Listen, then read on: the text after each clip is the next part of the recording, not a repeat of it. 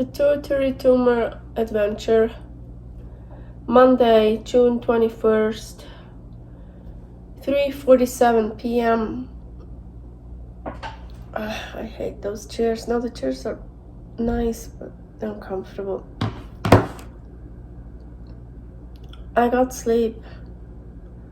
Paul's bed helped so much. There's no way to tell how much I got, and I kept waking up again and again. Once I had to go to the bathroom. I still have that. When I wake up,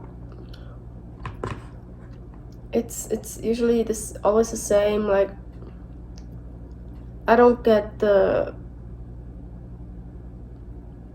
feeling or see how the tubes come out of my mouth anymore from after surgery, but I get really hot. I get nauseous because the anesthesia taste gets 1,000 times stronger. My nose starts throbbing, my ears sometimes, my eyes, just pain. It's like I wake up like that. But I try to figure some stuff as maybe I got 3 hours of sleep. Not all together, but it's not in one batch, just maybe. There's no way to tell. But I feel better. I feel I am getting deep sleep now. Even if it's not much, I know I do get some, because before I didn't get any. I mean, in 10 minutes you can't get deep sleep. 30 minutes, I don't know. So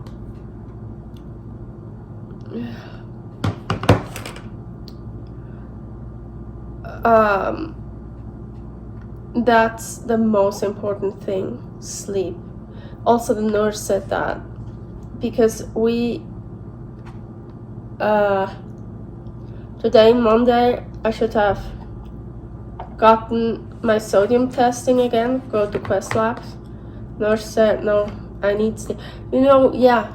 Oh, she needs to sleep. I fucking know that. Don't tell me what to do. Tell me how to do it.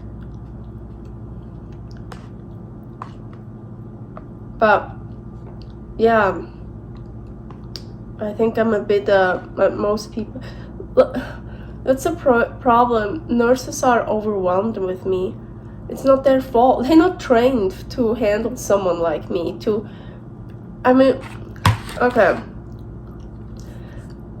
I don't have it here right now, but I got tons of pages for what to expect after surgery and stuff. But they've done that surgery so many times, so I can kind of tell you. I read them before, I read them after. Maybe once I do a video and go over all that, but so just to point out, for example, sodium crash, very, very, so that you don't have enough sodium. That's why I have to get my sodium tested all the time. At the hospital, I tested it every 6 hours. I had once a little bit low sodium, maybe 2 points underneath the normal. Before surgery, I was actually maybe 2 points above normal. So I was never really bad with that. Second, constipation. They give you laxatives and stuff. I have diarrhea, and because of electrolyte imbalances, and you could lose the sodium and stuff, and that's life-threatening, you're only supposed to eat 1 quart of water a day. I have diarrhea. I need to drink constantly. Also something that's wrong. So, no, it's not wrong. It just doesn't apply to me. Then there are the constipation. Yeah, I have diarrhea. And then there were other things.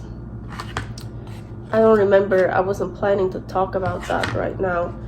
But it's just, yeah, I don't think there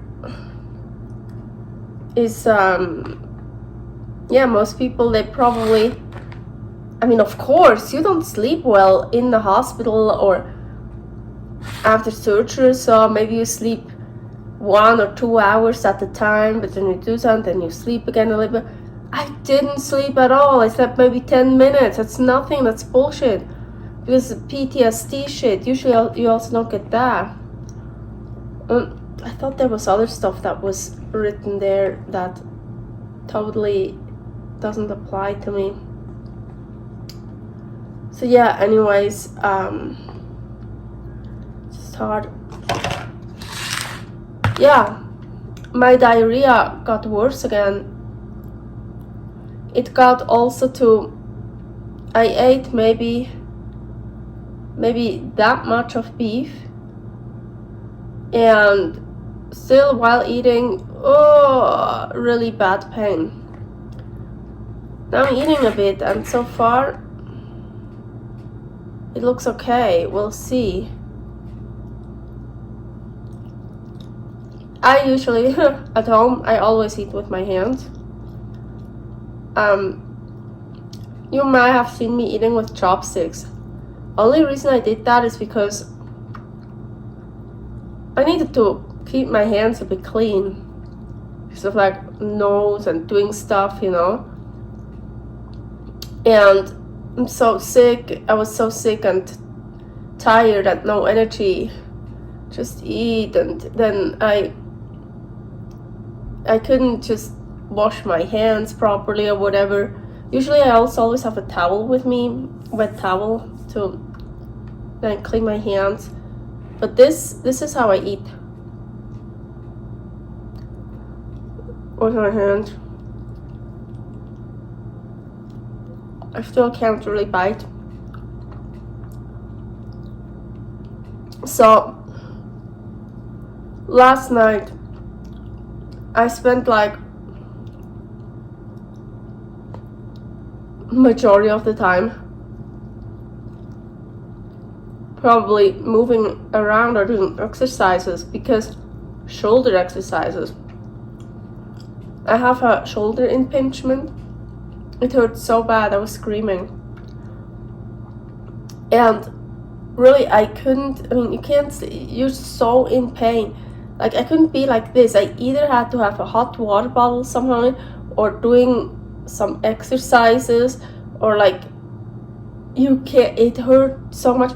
This is also something fun. The surgery, I need to get another pillow. This chair sucks so much.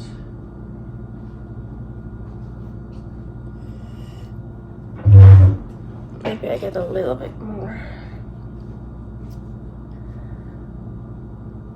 The surgery itself, like my nose, my head, yeah, I get throbbing when I wake up. I'm not allowed to bend over, I'm not allowed to sneeze or blow my nose, yeah, of course. But this is like going really well. My problem is all the other stuff. The diarrhea, the not sleeping is the worst. You can't heal without sleep. The diarrhea, constantly cramping pains, and then an impinged shoulder. So you can't even, when you lay down and try to sleep, it hurts so much you can't sleep because of that. Ow. Yeah, and now what just happened? So your front teeth, and then your palate there, that little spike or whatever, that the gums. I think I must have bitten on my mouth guard too much or something. It's totally inflamed. And yeah, it's like a little thing, but all these little things, and my gums and my teeth still hurt anyways, and they're still kind of numb from the anesthesia. So my mouth, I can't open it more. So it's just all those little things, or my legs are so, and I need to move. I try to walk around, because otherwise your body gets stiff and it's all those little things that make it so much worse. Something that usually would be, oh yeah, it's just a little thing, is so much worse now because of all the other stuff you have, and you're so impaired. Also figured out why I make those videos a lot of time is not just because it's like therapy to me, it's also I'm very alone. And I'm glad Paul is here sometimes. I think like yesterday he was here almost all day, so it's not like I'm completely alone, but during the night I'm used to be alone. I mean, like, but usually I go to the, like, even just going to the gym, I don't really have friends I have people I know and I talk to sometimes. Or I go to the gym, I don't talk to anyone, but I see other people. I see, like, here I'm in the apartment. Don't believe me, I don't want to go outside now, especially also I have to go down a flight of stairs. But soon tomorrow I have to leave here and go to Quest Labs. And soon I want to start going for walks outside. Of course, with Paul I can't go alone. Like, either very early or very late, because it's like 100 degrees out there. No, I'm looking forward for that, but and you would think that, oh yeah, I should have done that much. Well, the thing is, no, really, if you don't sleep like this, you go, yeah, I need, most important thing is sleep right now. Oh, this also feels so good. Sometimes I like, it's like a massage. So yeah, I'm really alone. Like, I probably also should, you know what? I'm gonna do that right now.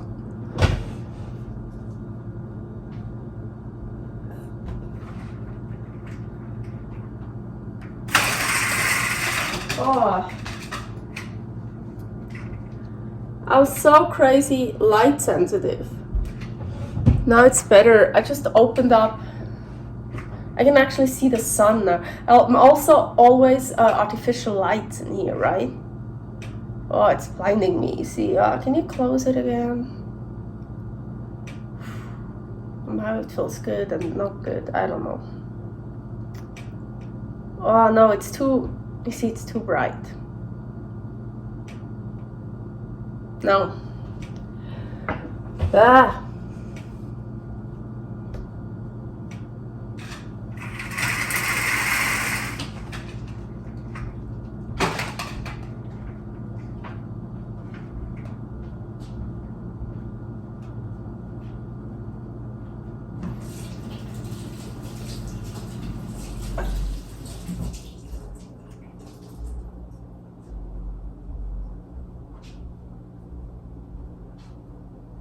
This is usually the one for my hands.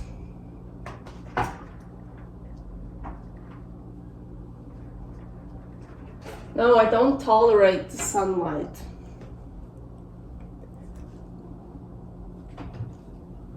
So, because I actually want to brush my hair, but food first, so I need to like choose your priorities. And so far it feels like I can kinda hold my food. Oh, I did measurements again today. I think I can tell you if you want to know. So for years, I've been doing measurements. I apologize. Oh, awesome. I love it.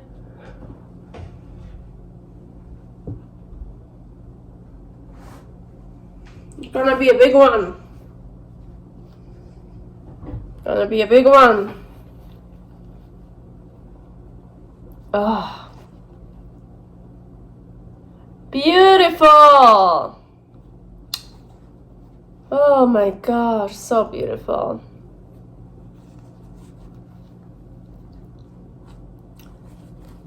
Ah, my measurements. And then I'm gonna tell you what I'm drinking here.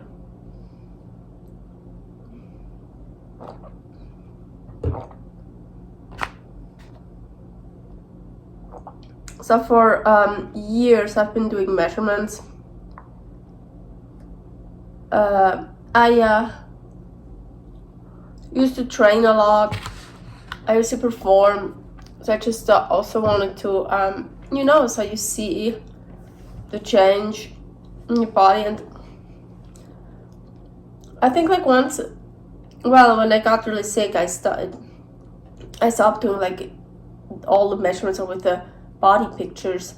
I think once a month I did like all the measurements, but like usually once a week I did the scale, also the weight. But I don't really care that much. For me it was more so I wanted to build up muscle. So it's not like, oh, I want to be skinny, I want to be light. I want muscle definition. I want not bodybuilding competition style anymore, but maybe like a fitness model style, something like that.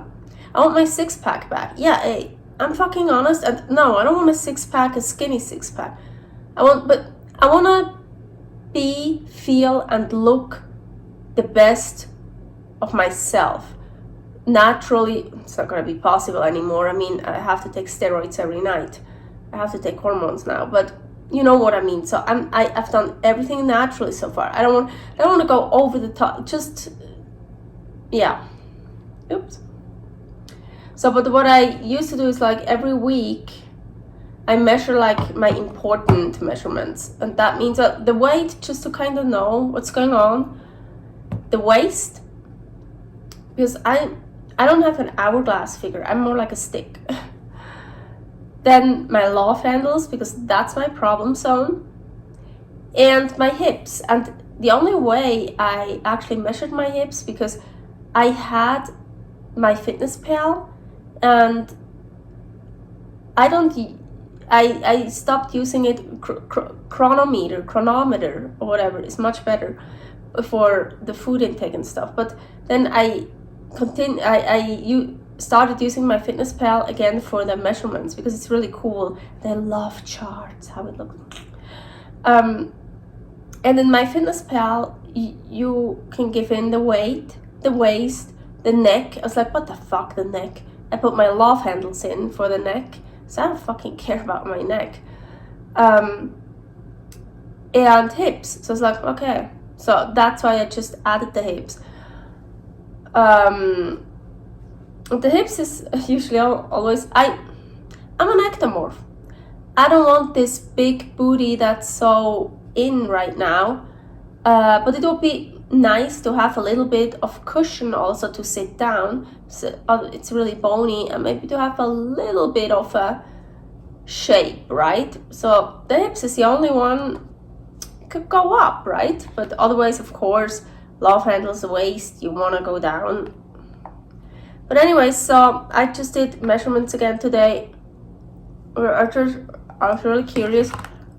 I so regretted I didn't do measurements right before surgery. So